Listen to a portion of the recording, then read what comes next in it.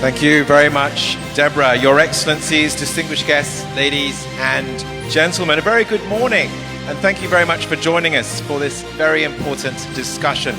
First of all, congratulations to Nick Okna Kikming, the chair of the Cambodia Chamber of Commerce and Industry and chair of ASEAN Bank Cambodia, and team for this excellent Cambodia-ASEAN Business Summit. It's great to see so many friends. I was here in 2022 for the ASEAN Business and Investment Summit, and it's great to see how this event is growing from strength to strength.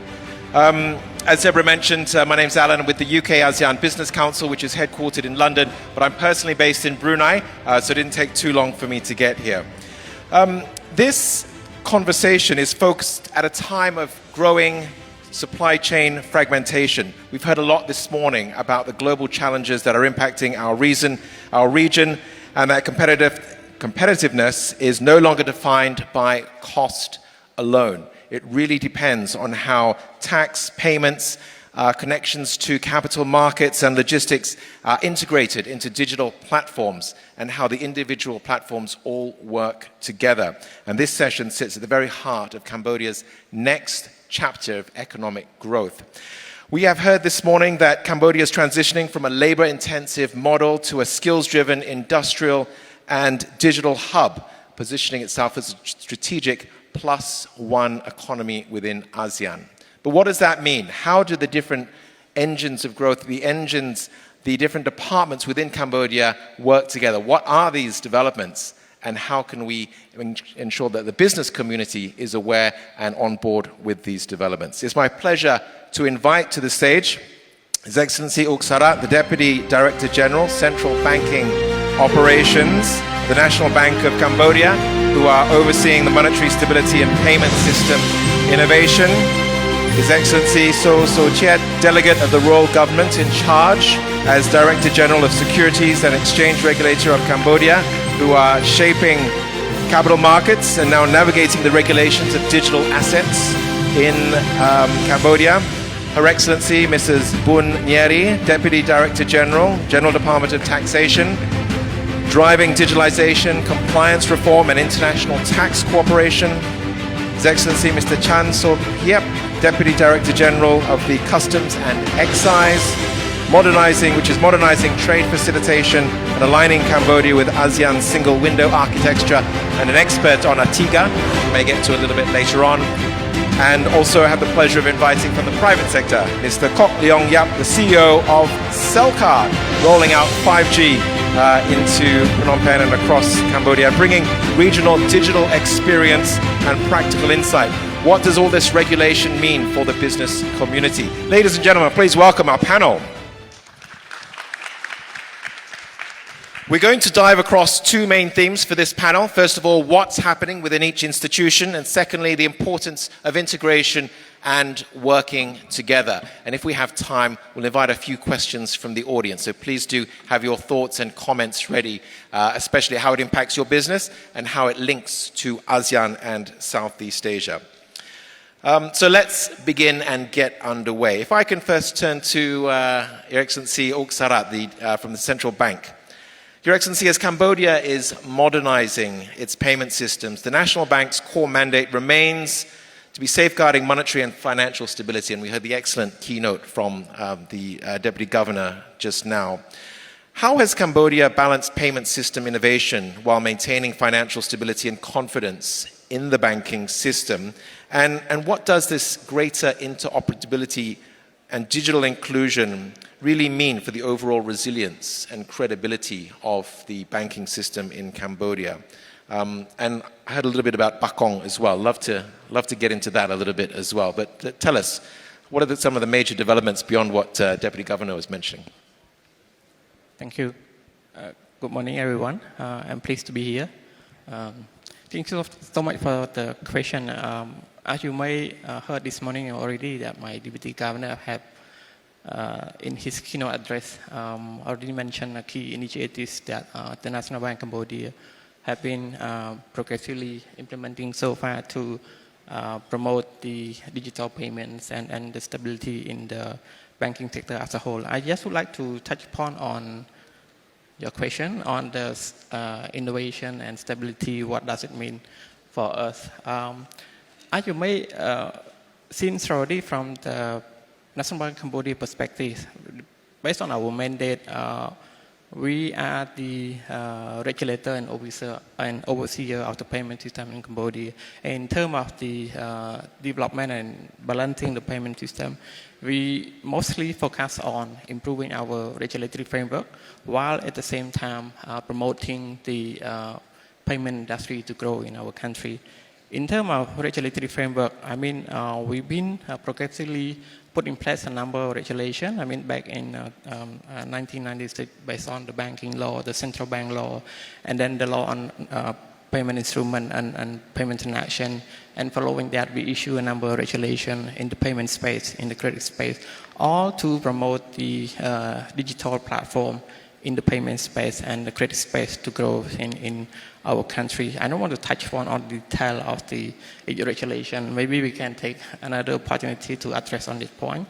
Just want to mention that a key priority for us is to uplift the conducive regulatory framework for the payment industry to grow in our country.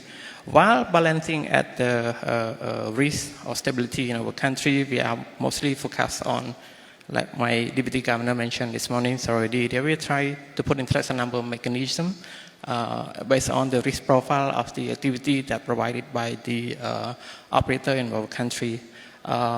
In particular, we have put in place the regulation on the payment service provider back in 2017, allowing the payment operator to grow and flourish, as you can see nowadays in our countries. And following that, we also issue a circular number of in a way to promote a conducive environment. Given the growing innovative industry, as you may see that the regulatory framework might not keep pace with the innovation, but we've been following that with the approach, with what we call the test and learn approach, where the regulatory framework is absent, it's silent on that space, and then we use that framework to discuss with the industry players and then allow them to operate for a certain time period. We still implement it now, and it's been a pleasure to work with the industry players, and quite a number of players are in this space already. I don't want to mention it to frame it as a regulatory sandbox, but it's something that is work and we have been implementing so far. Thank you. If I can just quickly jump in, we've talked a lot about MSMEs this morning. What challenges are you seeing with MSMEs adopting digital payments? I mean, one of the big issues right now, we have seen not only the SME, but for the individual operator as well. Digital literacy, digital financial literacy is still an issue, is still challenging for small business player and for the individual player as a whole. And one of the key challenging for, which is one of the key challenging for the central bank, and then what is something that we have been implementing so far, that we try to educate the public, we try to educate our SME to be able them to equip with sufficient knowledge to be on board into the digital platform or interoperable platform provided by the industry as a whole. Thank you. Thank you. I think that is a challenge that many countries in Southeast Asia are facing. And it's great that you're making such progress in that space. If I can turn now to Your Excellency So Chiat, from the Securities and Exchange Regulator of Cambodia, perhaps facing similar challenges. But the capital market is growing from strength to strength, aiding the facilitation of capital and investment and helping Cambodia's economy to grow. Could you share with us the progress that you're making in developing the securities market, including the green and the sustainably linked instruments, but also on the digital side, the non-bank financial services has just adopted the Prakas on the supervision and licensing of digital assets business. This is, again, a fast-moving world we are living in. Could you share with us your perspective in regulating this side of the business? Okay, thank you very much. I would like to start by saying to Nya Katmeng for inviting me to be the speaker as always. Thank you very much. And thank you for all the organizers that made this happen. Over the past decade, everyone knows that the capital market has growing step by step. We start from legal framework, infrastructure, And right now we have a lot of participation from investor to the market. In terms of financial instrument, we start from just only equity stock, but right now we have the debt instrument in the market, including also plain bond and sustainable bond, as you mentioned. But what is the main, progress recently, and especially in 2025? I just want to highlight two main progress that we have made so far.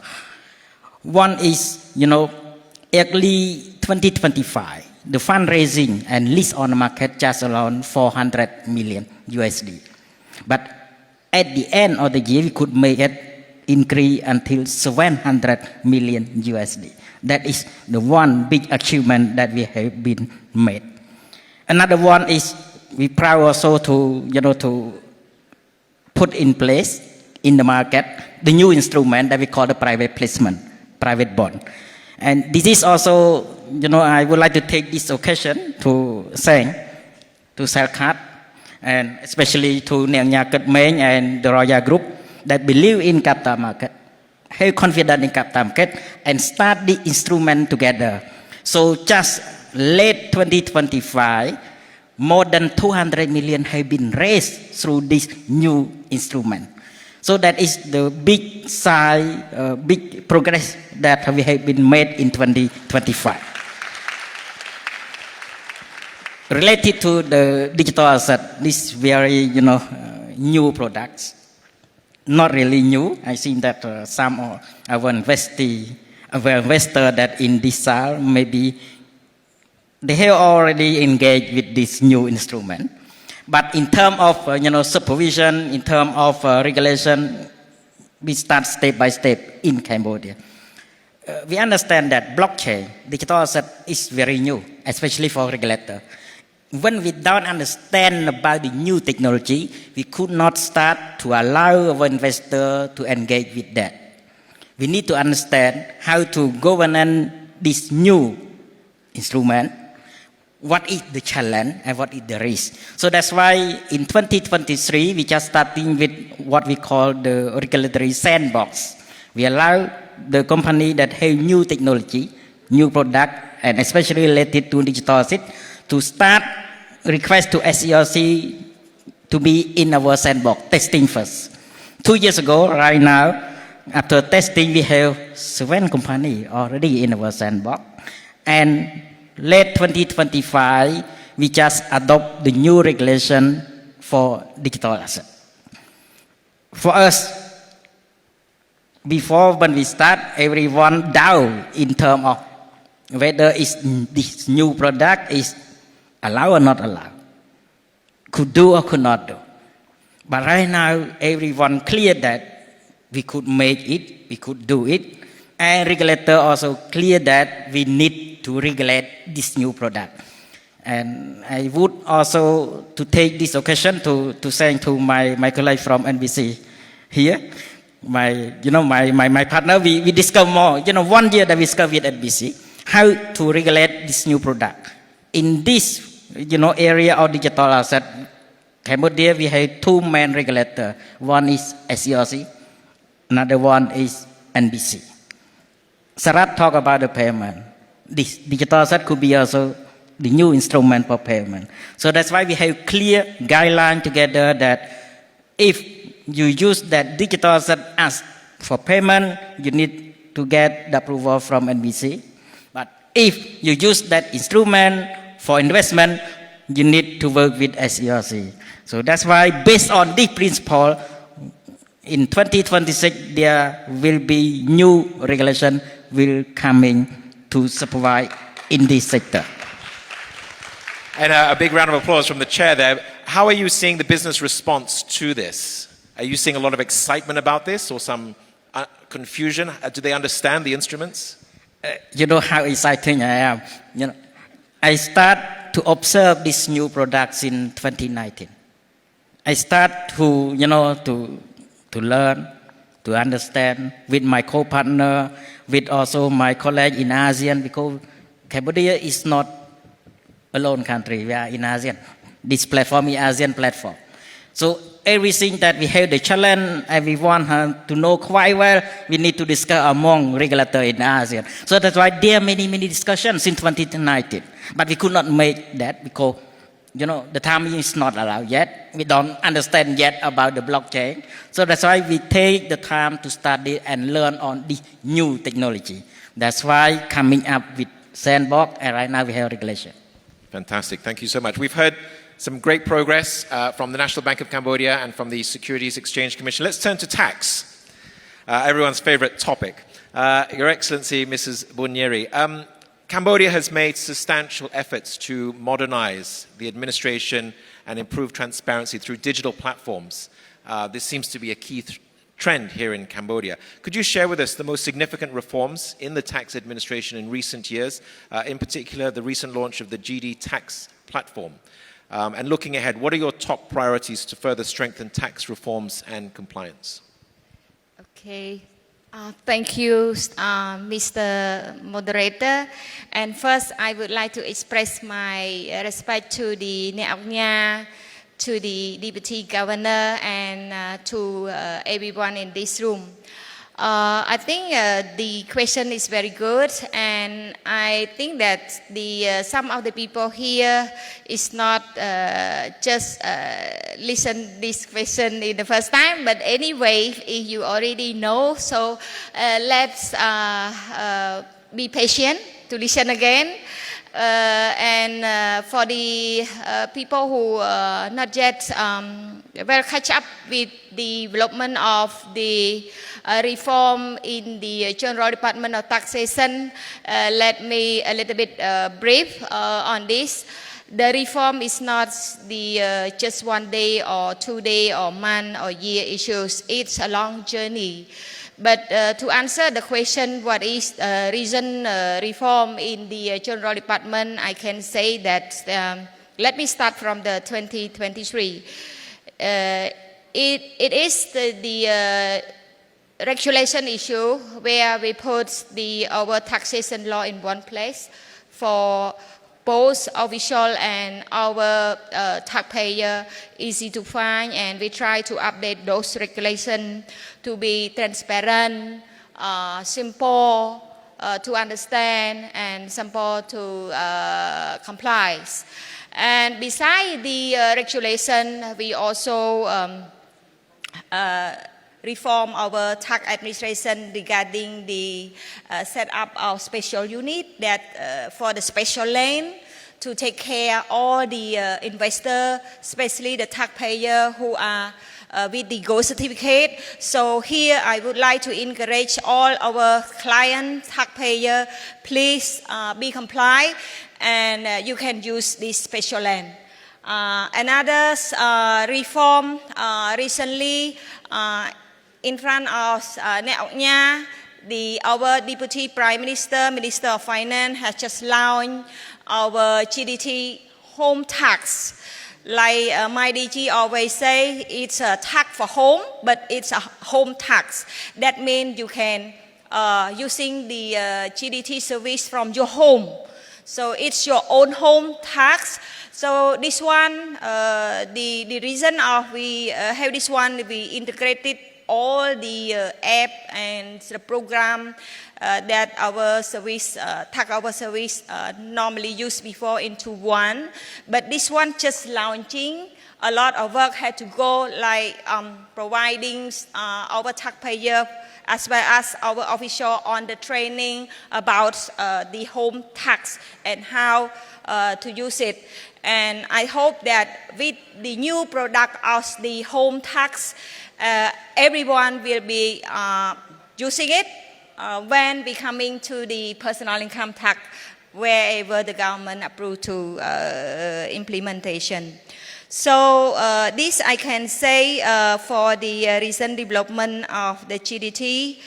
And the priority, yes, we aiming under our revenue mobilization to be the tax administration 3.0. So what is the tax administration 3.0 mean?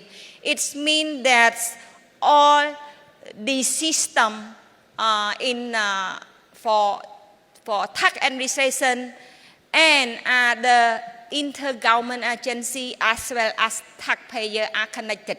So what's the useful of the administration 3.0? That means the less burden to taxpayer, then you may not, I can say totally eliminated, but you may not see the audit case going to your place to visit you again by connected your system, your cash register, your business to our system. Then we can have the big data, all the data in our system. So this is what we aim. And we aim to use the AI in our tax administration. Even we started with the GDT chatbot that just recently introduced. Yeah, it's just a basic one. But as you know, the trend in all the tax administration across the globe, they are going to using the AI, and even in the UN tax committee, they are now thinking using the AI in tax administration, and they are now developing the guideline for all developing countries to be a model for them to use. And this is what GDT think that we have to catch up the future trend and catch up with the business. We want to make our taxpayer more compliant, more easy. Yeah, they can pay tax easy, but it's hard to avoid. So this is our priority. Thank you very much. In the interest of time, I think we'll move on, but I have some questions for a follow-up later on, because I think the importance of tax is also in relation to trust and reputation, the importance of making sure we pay our taxes that are due. But if I can turn now to our colleague from Customs, Mr. Chan. Customs is also a key part of trade competitiveness and supply chain integration. What tangible progress has been made in the Customs department in Cambodia in terms of facilitating clearance and facilitating greater trade? What reforms do you have underway, especially in manufacturing and logistics? And how are you using digital tools? Thank you for your question. First of all, my respects to Neoknya, Deputy Governor of the NBC. This is a good opportunity for Customs to be here. Actually, the topic of this panel is about innovation and also integrated ecosystems. I call it an opportunity just because nowadays, when we talk about customs, the general public coined us just the agency of collecting import duties. But in fact, our roles are more than that. Our role are to make trade facilitation, provide the environment for traders, specifically to have more of a reduction on time and cost. Because these two factors involve money, of course. And also another role of customs is about protecting the well-being of our people. So we are taking care of the protections and also of imports and exports of hazardous and also goods. So my response to your question focuses on the modernization of customs. In recent times, customs of Cambodia has been doing a kind of modernization program quite a lot, but then the general public specifically don't know about that. And my General Department of Customs and Excise, under the leadership of our DG, decided to have a kind of outreach to the public early this year, talking about the so-called modernization and also implementation of our action plan from now until the next 4 or 5 years, to give the idea of what customs has been doing recently. And I focus on probably a couple of elements that would respond directly to your question. One is about modernization of custom clearance systems. Our custom has deployed the Asikuda World since early 2024 with the electronic submission and processing of custom declaration. It means that that nowadays traders can go directly to that system without contacting our offices, whether it's at the headquarters or at the checkpoints. We can go online 100%. And since last year, 2024, all of the trade volume, imports and exports into and also out of Cambodia now cover in that electronic system, 100%. And for the second point is about the national single window. This kind of system developed jointly with the ASEAN-wide national single window, tackling the request application of license and imports permits. In the old days, we need to go to headquarters of customs, and it takes time to have the application approved. Now, traders and brokers just need to have their device, electronic device, either a computer or an iPad, to log in our system, and then they will connect with our approval system. And this national single window now has spread it to more than 10. The correct number is 14 agencies, line ministries, ranging from agriculture, Ministry of Industry, that health, for example. Those are the line ministry. They're taking care of issuing the license and also import permits for certain goods that they require those documents. So it means that nowadays officers don't need to go around to offices to have this kind of document approved. We just need to click it in our system and it approved. Even my colleagues, technical colleagues inform me that they can do it 24 hours. And also they can access the system at home to process this kind of application. The other important thing is the implementation of the PAP, the pre-arrival processing. It means that once the goods coming from abroad, even before the goods leave the port from a particular exporting country, you can use this system by lodging all the declaration and also supporting documents, so that our customs at the headquarters and also at the checkpoints can have it. And it will reduce the time of processing your document when goods arrive. So Cambodia is one of the pioneering countries that are using the PAP actually.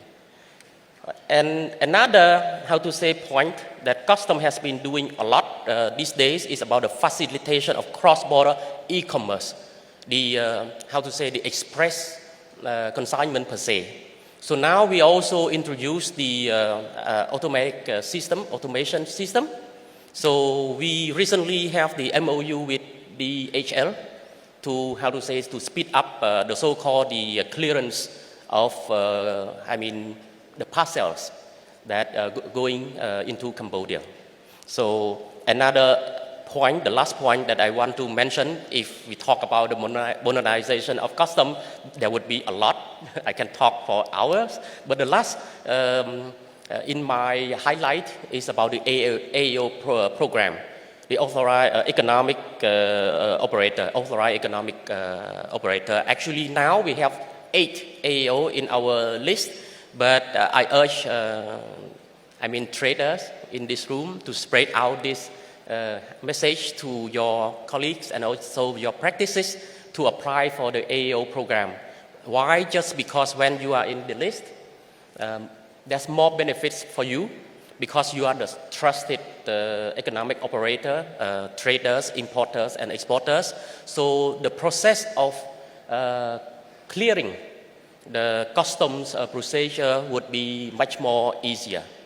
So that's the highlights that I would want to address to the audience today, and wish that we can probably collect some clarification question later. Thank you. Thank you so much, Mr. Chan.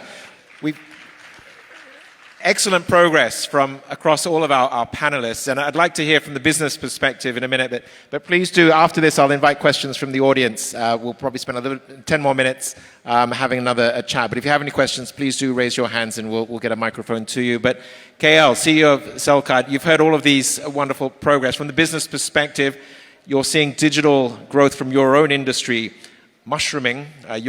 We talked about 5G rollout in Phnom Penh and going down to Siem Reap a little bit earlier. How are you seeing? Is this improving the ease of doing business in Cambodia? Yeah. I think before I go there is that it's very happy to hear that our Prime Minister mentioned about there are 5 key pillars to ensure that transforming ASEAN is success.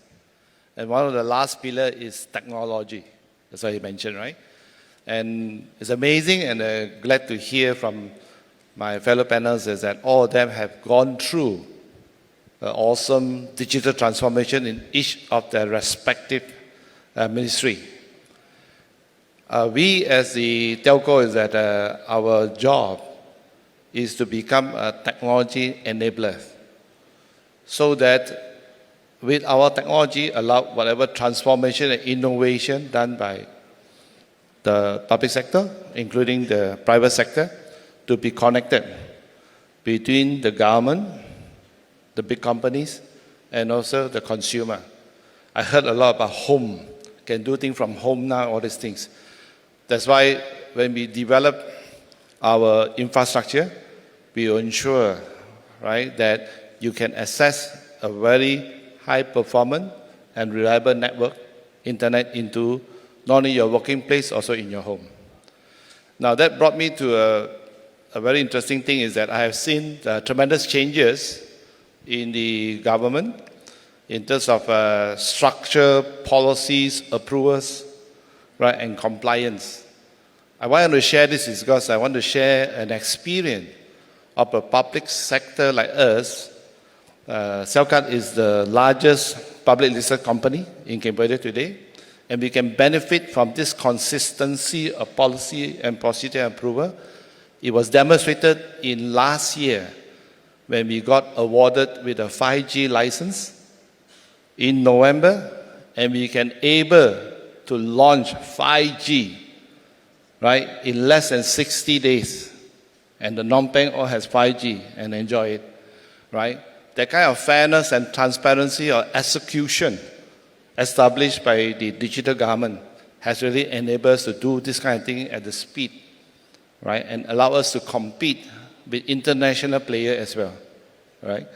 So I think the country have progressed a lot on that space, yeah? I think about 5G, I think no need to talk much because 5G, of course, have a lot of other benefits, but basically it's helping to connect the business together. So end of the day, we have a three-party, like PPP, right? Public-private, right? Collaboration to enable that the consumer and the people of Cambodia enjoy, right? All this new innovation that created by the ministry and also the private sector. Yeah, thanks. Thank you so much, KL. That's great. Can I invite questions, comments from the audience? If you have a question, please do put it. We have a gentleman here, another gentleman here, Martin. Please feel free to just share with us your views from your business perspective, and then we'll invite the panel. We've got 1, 2, any other questions? And then we will start to get concluding thoughts before we wrap up. Alan, would you like me to go first? Go on then, Martin. Yes, yes. Go ahead. My name's Martin Darby. I'm representing the British Chamber of Commerce here today. First of all, my respects to Ognia Men and the Cambodia Chamber of Commerce on organising an absolutely fabulous and insightful seminar. Also, you know, on behalf of the business community, I think we have one of the most advanced digital banking systems here, and my respects to the National Bank and the work that's been done there, and also one of the most open tax departments and regulatory reform, always open to feedback from the business community. The concern and worry I might have, though, is that in 34 months' time, it will be 2029, the year of our graduation from least developed country status.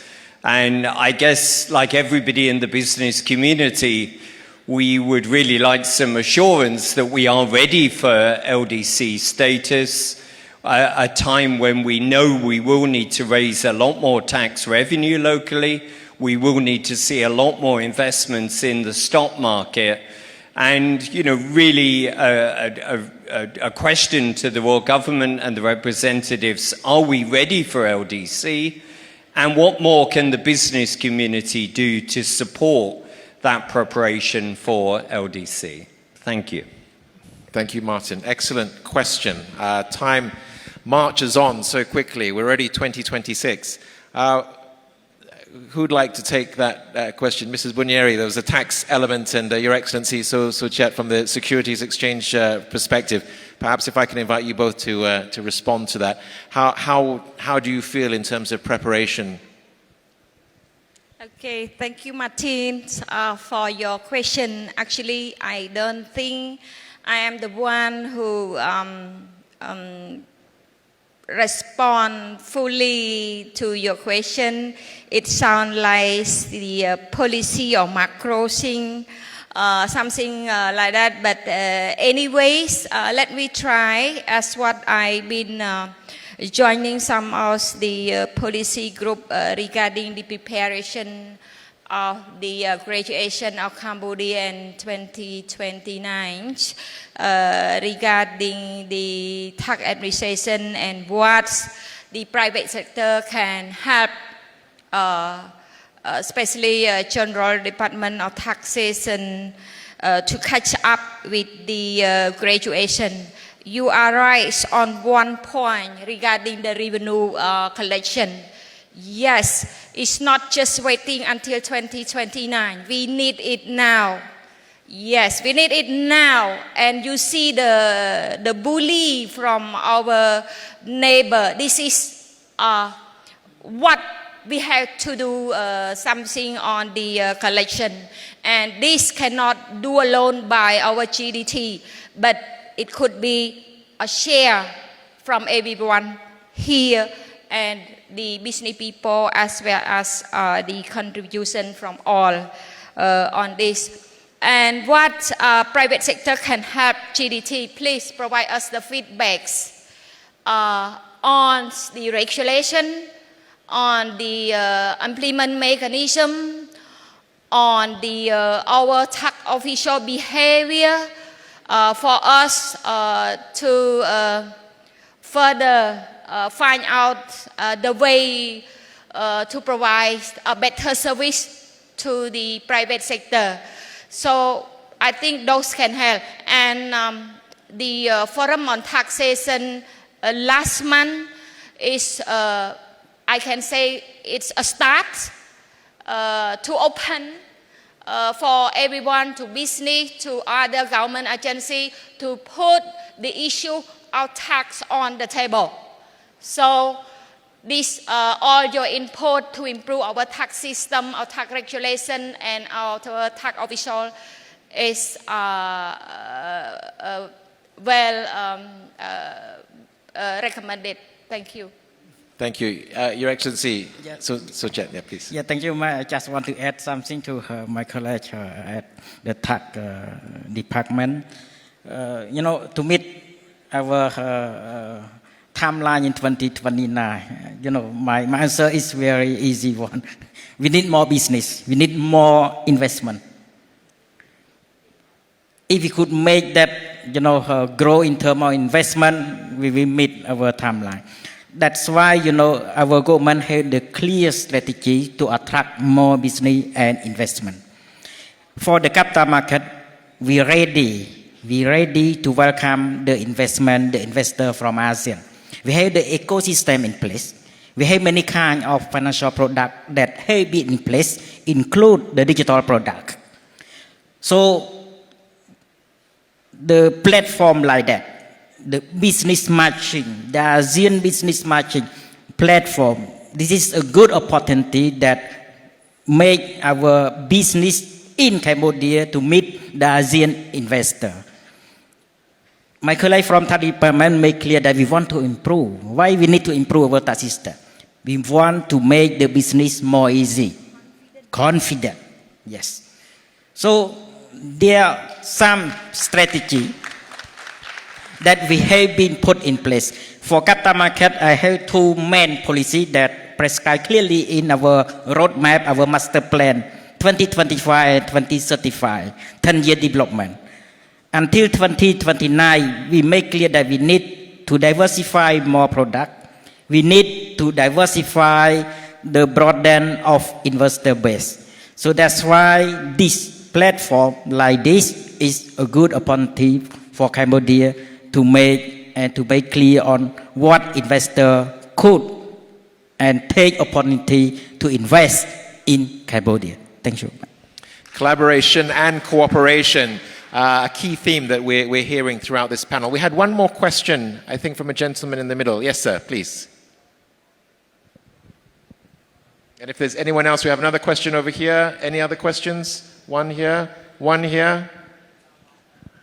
Okay, we'll take these three questions and then we'll wrap up. Yes, sir, go ahead. Okay. Very good afternoon for all the panelists and everyone here.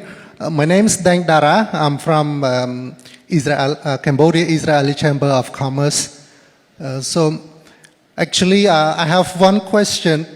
As Cambodia now harmonizes the customs, taxes, and also we want some investment from abroad. So I would like to see if Cambodia already creates any regulatory sandboxes that allow all the foreigner partners, especially in fintechs and some like technology partners, to have the chance to provide or to have the pilot solution for Cambodia to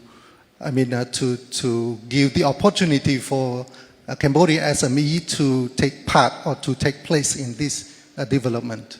Thank you. Excellent question. Can we take all the questions in one go, and then I'll invite the panel to respond, and then we'll wrap up. Can we have the question on this side of the room? And then there was a lady over here. Yeah. But I think the fintechs sandbox one for the National Bank. Yep, gentleman there. Yep, yes, please. Hi, my name is Michael Ao. I'm the CEO for Indo-China, representing LT0 Asia Pacific. So basically, we are IT data solution provider. And we're in process to explore Cambodia market, especially with AI. We see the opportunity of data storage for companies, for sovereign data, for private clouds, public clouds, and also for private use.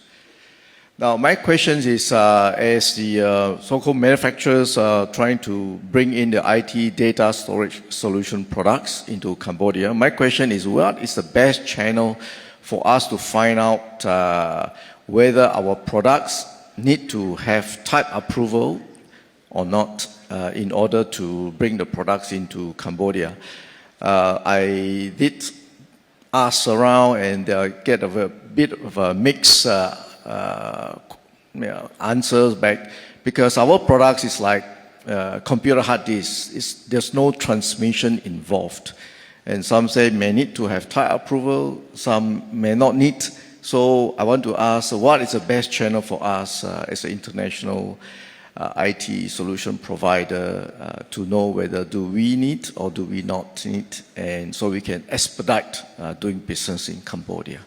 Thank you. Maybe one for customs about the importing, but you may not be the best organization for the regulation side. I don't know if you've got a telco, another regulator, but we'll come back to that in a second. But we have a lady on this side of the room who also wanted to ask a question.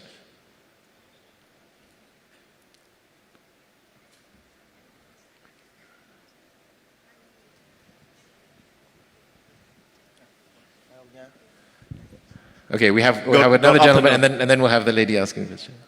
Okay. So Okay, they give go the ahead. microphone to me. Okay. Thank you for giving me the opportunity for the second time. And it can be my second question. My question goes to His Excellency Su Suchit. You know, based on my research, Cambodia is middle of Thailand, Vietnam. Thailand, 70 million people. And GDP is more than 500 billion. Capital market is also 500 million. And we also border to Vietnam, 100 million people. GDP almost 500 million, and capital market is also almost reach the GDP.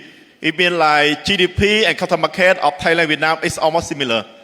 Where we are, Cambodia, the population 18 million, GDP 45 million, around like that. And the capital market is around 3 billion. So we are very below the two other countries. And the capital market is very below the GDP. My question to His Excellency, do you have any like special strategy or special strategy or what else that you can make the capital market can be not like too much far from the GDP? Thank you very much. Okay, that's an interesting question. And do we have one more question from the lady at the back? No? Yes? Just very, very quickly, please, and then we'll get the responses. Good afternoon, ladies and gentlemen. My name is Saint Janeng. I come from EcoSoap Foundation from Siem Reap. So my question is related to the tax department. I just would like to know what is the reason that tax department always delay on the capital tax and personal income tax. I really appreciate to the government to submit this tax soon as possible, because I can see that it's not affect to the poor people or the small family. Thank you. Mrs. Bunyeri is smiling at that question. But if we can first turn to the National Bank of Cambodia to respond to that point about fintech sandboxes. Is there opportunities in that space? Thank you for the question. Maybe I can touch upon the question on sandbox itself. Actually, to answer your question, whether regulatory sandbox is one size fits all or not, I mean, it depends on country specific, and within country specific also depend on sector specific. I think a number of regulators representing here, I think Excellency Suchit may comment later on the sandbox, but I can comment from the banker sector side. We don't actually issue a regulation sandbox at the moment. We don't issue that sandbox until now. But we had what we call, like I mentioned earlier, we adopt the test and learn approach back since 2008. I think we introduced that concept when first Wing came to Cambodia, and then we allow Wing to operate for a certain period without the prescriptive regulatory framework, and then later on we issue regulation, and then we still implement that approach until now. The concept is quite similar.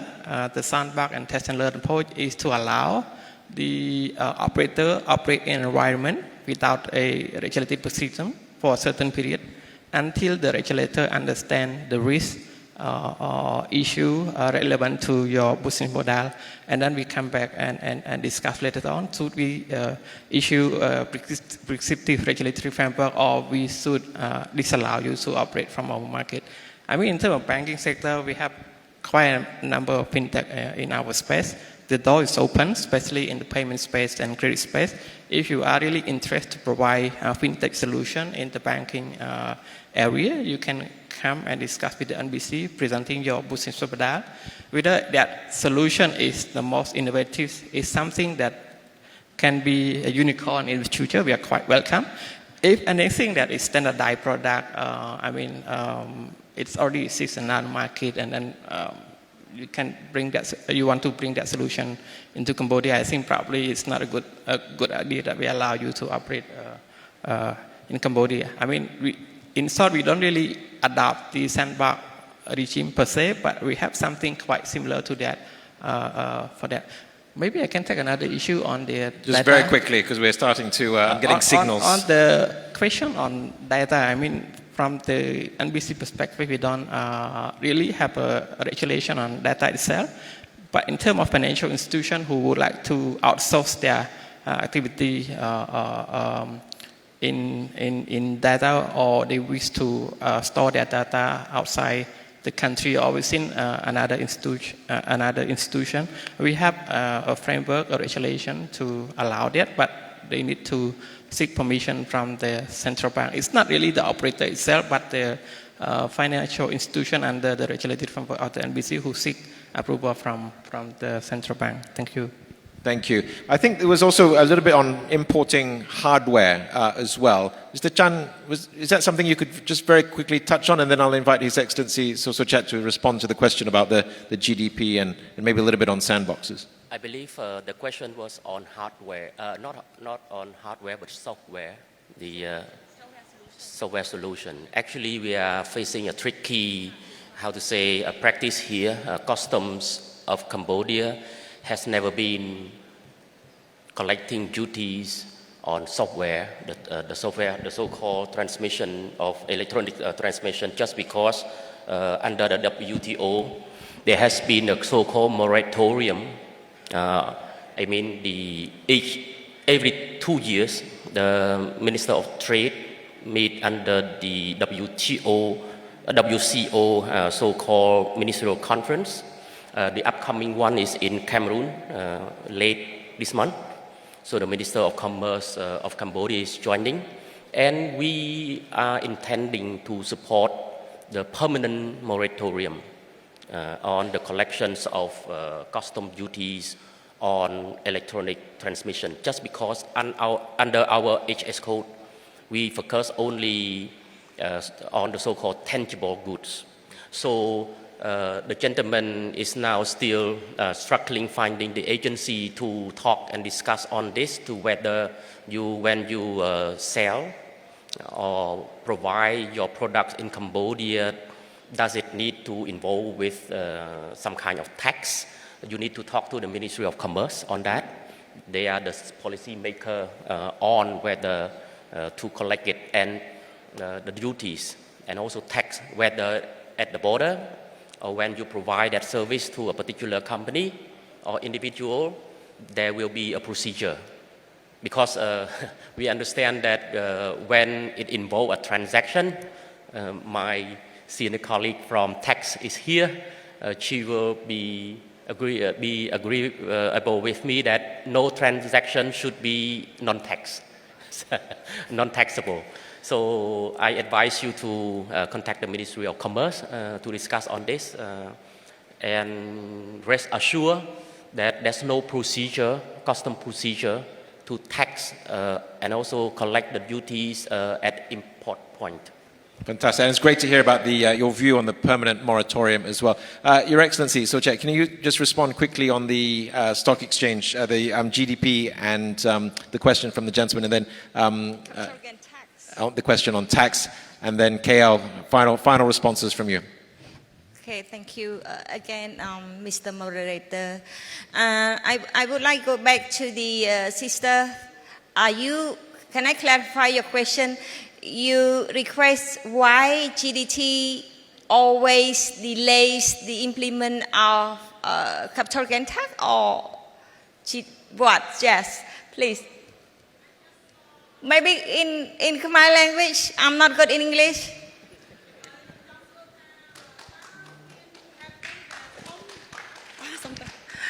Some to lo chụp được nhom trong sơ thành chế mua là hai với ban chia pon đá tên từ delay ca anh vượt pon lơ pra chụp nợ personal income tax hay nâng property tax unused land hay something đời nhom khơi tha sợ khmer dương miền địa là bay trơn personal income tax dương là ngày pocket chui support từประเทศdương ban trơn đời cái dọn đăng tax đời xa personal income tax hay it's not affect to the poor people but more affect to the all rich people.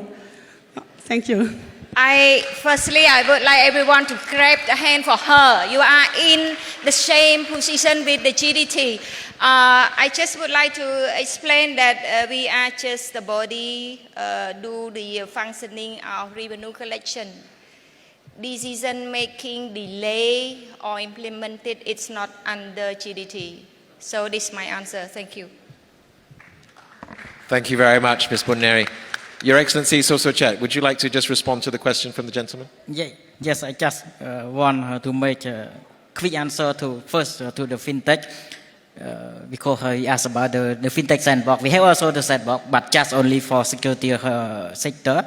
If the fintech you use for security sector as services or product, you could anytime come to SERC to be in our sandbox. Second one from Bray Samnang. He also want one applicant that just submit the application to SERC to issue the share in the world market, and thank you very much for this application.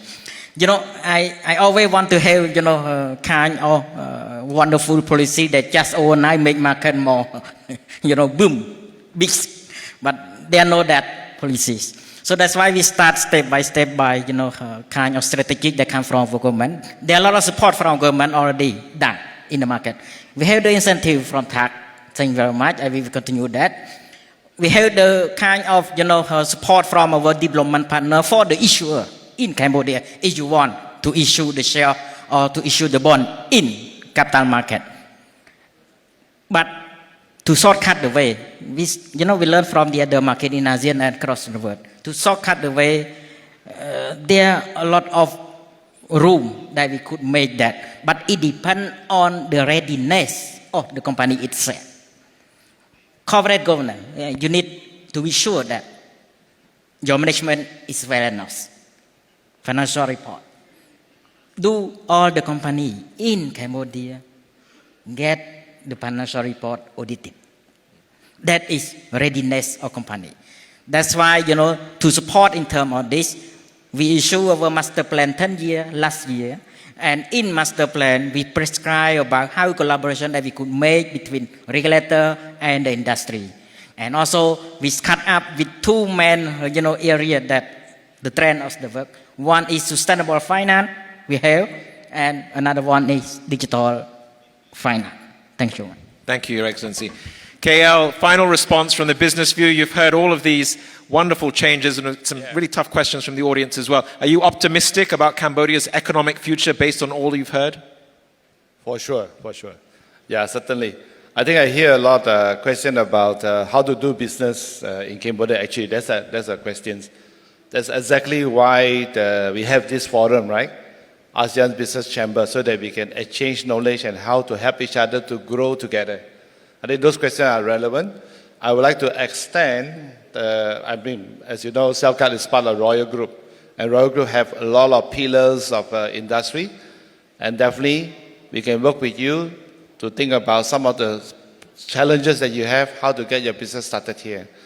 Just in case you doesn't know, beside Selcat, we have a group called EasyCom, which is specialized in enterprise solution and enabler. So I can introduce them to you on the sandbox, how to do that, and also how to type approval. The last thing I want to respond is about that question, about your neighbors and us. I think we shouldn't be worried about the size of the neighbors. You look at Singapore today, you look at Israel today, they are a small country, but the amount of growth and the capability they have is tremendous. So I think Cambodia has the same potential. You have very strong human capital. The people are agile, multilingual, learn very fast, and hungry. You look at us today, we are very advanced in technology. Almost penetration of 160% on mobile. 5G is here. In fact, today Selcat has the fastest internet to home, come up to 2 gigabits per second, equal to Singapore and Malaysia. So we are not loose in that section. What we need to do is believe how to build the human capital, right? That's why EasyCom is inspired not only to become the largest ICT company in Cambodia, but in the region. And more people go into this profession. That's where we can change the economic dynamics. It's not the size that matters, right? It's how you innovate that matters. Thank you. And the quality, what you mentioned earlier. Thank you so much.